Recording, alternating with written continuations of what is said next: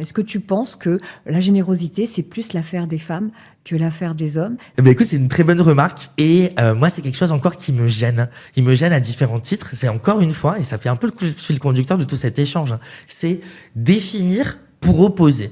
Et je trouve que cette règle-là, définir pour opposer, définir pour confronter, définir pour comparer, ne va pas amener à une république indivisible qui cultive cette différence, qui embarque les gens vers des causes qui vont au-delà même Tu du veux dire propre un projet sujet commun? concerné, un projet commun.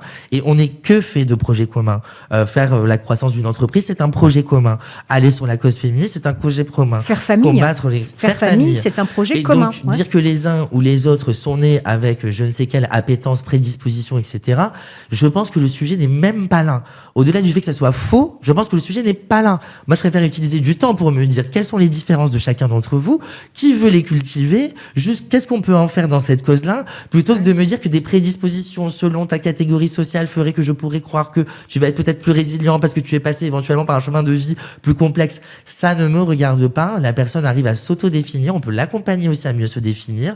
Je suis pas certain que 1 sur 10 qui ait réussi à passer le collège en ZEP qu'on évoquait signifie que du coup on devient un warrior ou pas, etc. Je pense qu'il faut avancer et surtout faire confiance aux gens. Ils ont plus de palettes que ce qu'on veut sur leur sujet, et y compris par rapport à leur genre.